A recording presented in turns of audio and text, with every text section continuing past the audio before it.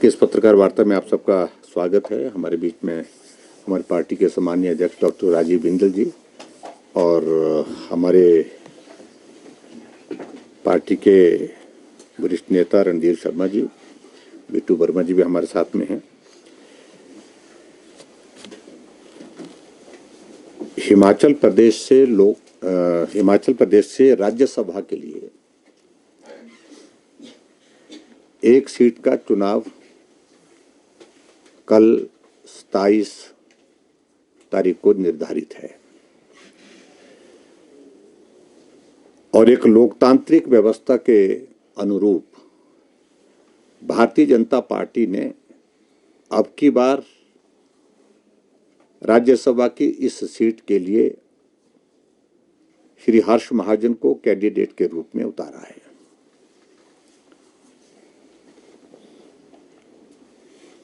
हम इस बात से सहमत हैं कि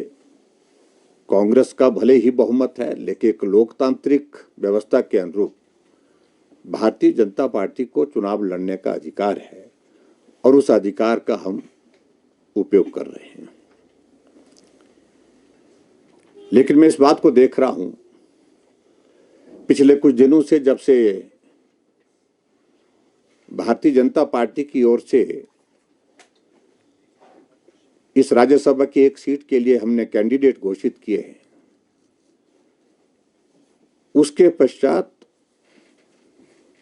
लगातार सरकार की ओर से, विशेष तौर से मुख्यमंत्री की ओर से और कांग्रेस पार्टी के केंद्रीय नेताओं के ओर से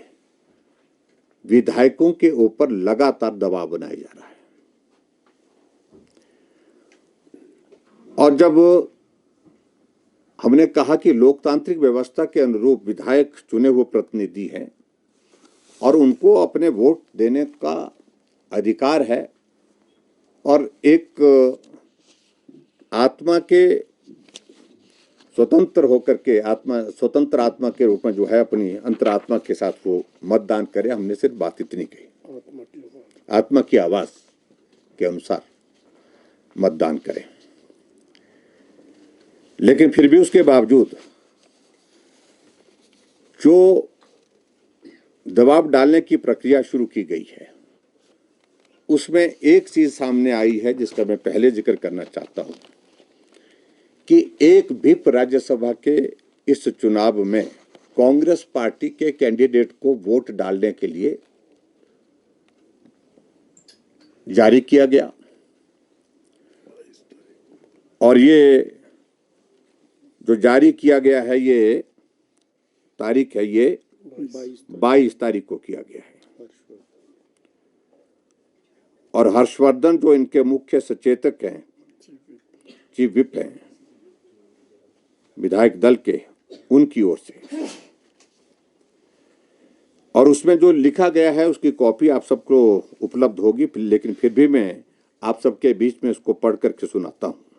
बड़ा साफ किया हुआ इसमें कोई कंफ्यूजन नहीं। मैं क्षमा चाहूंगा कि इतना बारीक है ये, मुझे चश्मे के बिना पढ़ने में बड़ी कठिनाई आ रही थी, लेकिन मैं बड़ा इसमें साफ कहना चाहता हूं। अगर कोई भी अगर वोट जो है वो दूसरी पार्टी को उसमें डाल भी देता है, उसके बावजूद भी वो वोट जो है वो इनवैलिड नहीं होगा। इनवैलिड के लिए अलग अलग उसमें रीजंस दिए गए हैं, उसमें उन सारी चीजों को लेकर के मैं बहुत डिटेल में कहना भी नहीं चाहता हूं। और आज इस संदर्भ में कुल मिलाकर के आखिरकार मैं उसमें मेन पॉइंट पर आता हूं। ये जो व्हिप जारी किया गया है, ये कंफ्यूजन जो क्रिएट करने की कोशिशें हो रही हैं, इन कंफ्यूजन को दूर करने की दृष्टि से हमने चीफ इलेक्शन कमिश्नर को, जो हमारा गवर्नमेंट ऑफ इंडिया का है, उनको एक रिप्रेजेंटेशन दी है। वो पार्टी की ओर से भी दी गई है, पार्टी के हमारे जो कैंडिडेट, ऑफिशियल कैंडिडेट हर्ष महाजन की ओर से भी दी गई है, और पार्टी के कैंडिडेट के अतिरिक्त जो हमारे इलेक्शन एजेंट रणधीर शर्मा जी भी दे करके आए। हमने इन तमाम सारे मुद्दों को लेकर के बात भी की है और उसके बाद बड़ा स्पष्ट किया है हमने, खासतौर से जो व्हिप वाले इशू को लेकर के। जब सारी चीजें इसमें क्लियर हैं, उसके बावजूद भी इस तरह की स्थिति पैदा करने की जो कोशिश की जा रही है ये दुर्भाग्यपूर्ण है। इन सारी चीज़ों को स्पष्ट करे और इलेक्शन कमीशन से हमने विनम्र आग्रह किया इस बात के लिए कि वो अपनी सारी चीज़ों को क्लैरिफिकेशन के साथ वस्तु स्थिति क्या है, ताकि ये दबाव, ये तनाव जो पैदा करने की कोशिश की जा रही है कांग्रेस के मुख्यमंत्री द्वारा कांग्रेस के विधायकों के ऊपर, इससे जो है वो लोगों को जो है उनको राहत मिल सके और उन सारी चीज़ों को लेकर के क्लैरिटी मिल सके। इस बात को बड़ा स्पष्ट करने की हमने बात कही है। इसलिए मेरा आज के इस पत्रकार वार्ता में बड़ा स्पष्ट है कि हिमाचल प्रदेश में जो राज्यसभा की एक सीट का चुनाव कल है, भारतीय जनता पार्टी की ओर से कैंडिडेट हमारे हर्ष महाजन जी हैं और कांग्रेस की ओर से जो कैंडिडेट हैं उनके संदर्भ में मुझे ज़्यादा कुछ नहीं कहना है। उनके बारे में बहुत सारी चीज़ें, बहुत कंट्रोवर्सीज उनके जीवन के साथ जुड़ी हुई है और सबसे बड़ी कंट्रोवर्सी तो हिमाचल से संदर्भ में वो है कि जो हिमाचल प्रदेश में कांग्रेस पार्टी की सरकार बनने के पश्चात